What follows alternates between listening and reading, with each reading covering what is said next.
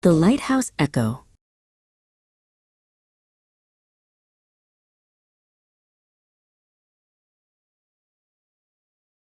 Lyra sat in the corner of the salted rim, her fingers tracing the rim of a cold espresso. For 3 years, Silas had been a voice in her headset and a series of glowing pixels on her screen. He was the only person who truly understood her grief and her dreams. Today, the pixels would finally become flesh. The bell above the door chimed, cutting through the low hum of the seaside town. He was taller than she had imagined, wearing a heavy wool coat that smelled of brine and cedar. Silas smiled, and for a moment, the 3 years of digital intimacy felt real. He moved with a grace that seemed out of place in this rugged town. But as he sat down, Lyra noticed his eyes didn't quite match the warmth of his voice. They were darting and restless, like birds trapped in a cage. They decided to walk along the cliffs.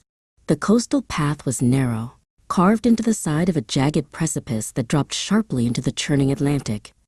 Silas led the way, his pace brisk and confident. He talked about the lighthouse where he lived, a solitary existence he had described 1,000 times in their late-night chats. He seemed to know every stone and root on the path. Near the trailhead, a weathered wooden bulletin board stood battered by the salt spray. Lyra paused to catch her breath, her lungs stinging from the cold air. Her eyes wandered over the flyers for lost dogs and community bake sales. In the bottom corner, a yellowed piece of paper flapped violently in the wind, held by a single rusting thumbtack. The face on the poster was younger, beardless and smiling, but the eyes were unmistakable. "Have you seen Arthur Vane?"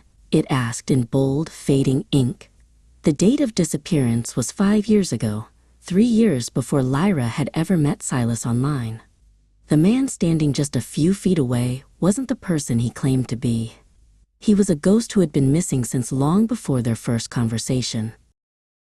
Lyra felt the blood drain from her face, replaced by a cold, numbing dread. She turned back to the man walking ahead of her. He had stopped and was now waiting, silhouetted against the pale, low-hanging sky. "Everything all right, Lyra?" he asked.